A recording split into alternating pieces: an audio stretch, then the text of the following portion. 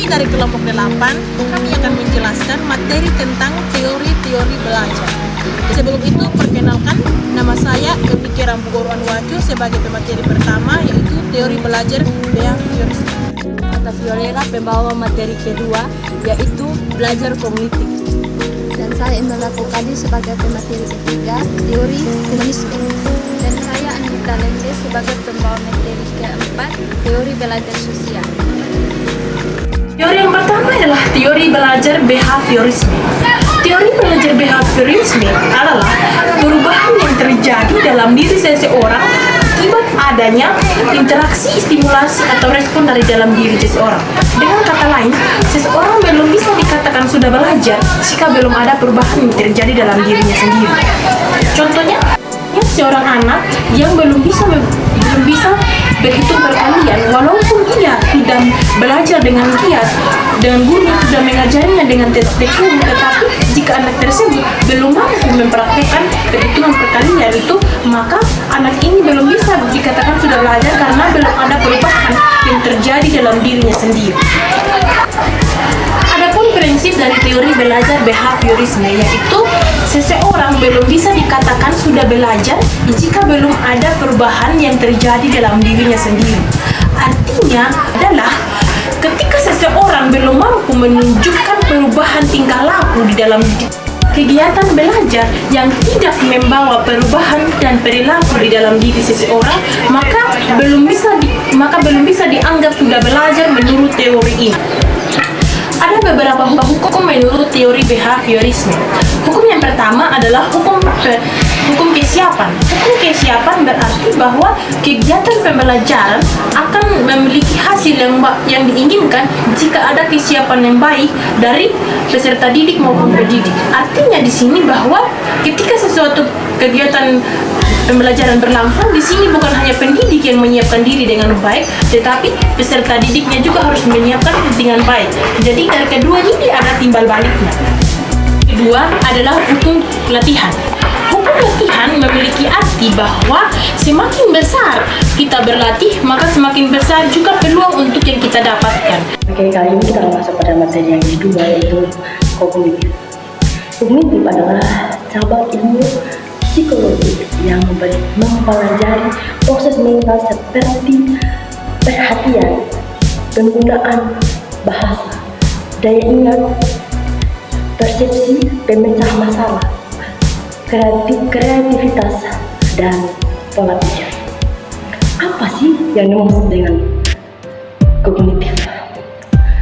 Kognitif adalah semua aktivitas mental yang membuat suatu individu mampu menghubungkan, menilai, dan mempertimbangkan suatu peristiwa sehingga individu tersebut mendapatkan pengetahuan setelahnya.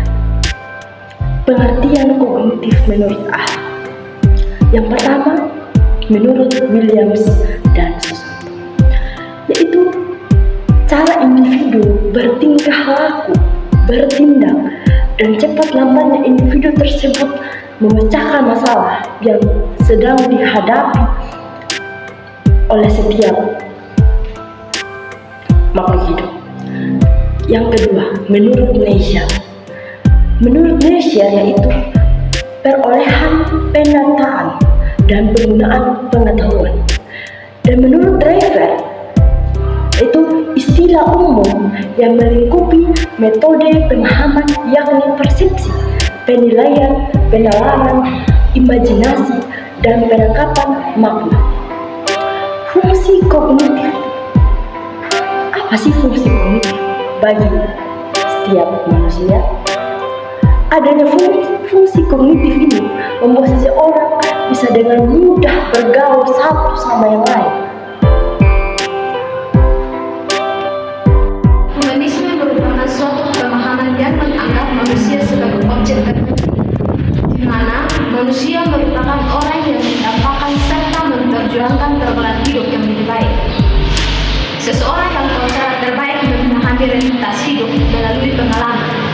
Ciri-ciri humanisme itu yang menerapkan kualitas diri individu manusia sebagai supaya hidupnya tidak sia-sia. Teori belajar sosial merupakan bentuk pengembangan dari teori belajar behavioristik, di mana tujuan utamanya menekankan pada perubahan perilaku. Teori belajar ini dikenalkan oleh Albert Bandura. Konsep dari teori belajar ini menekankan pada komponen kognitif dari pikiran, perasaan, dan evaluasi. Menurut Bandura, orang belajar melalui pengalaman langsung atau pengamatan. Jadi, teori belajar sosial adalah teori belajar yang mengedepankan perubahan perilaku melalui proses pengamatan. Adapun fase-fase penerapan teori belajar sosial, yang pertama fase perhatian adalah fase memperhatikan model atau sesuatu yang akan diobservasi. Yang kedua fase retensi, yaitu fase mengingat hal-hal yang sudah diamati.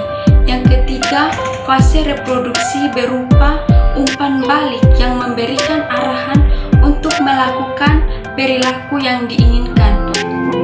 Yang keempat, fase motivasi merupakan fase terakhir yang menandai keberhasilan teori belajar sosial. Pada fase ini terjadi peniruan hal-hal yang sudah diamati. Jadi, dari keempat materi tentang teori belajar, kami dapat menyimpulkan bahwa pada hakikatnya manusia itu perlu dididik dan harus belajar. Seseorang belum bisa dikatakan sudah belajar apabila belum ada perubahan yang terjadi di dalam diri.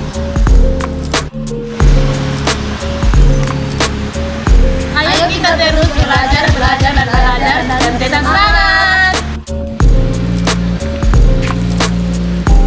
Terima kasih atas perhatiannya. Mohon maaf jika terdapat kesalahan dalam video ini, dan jangan lupa like, komen, dan subscribe.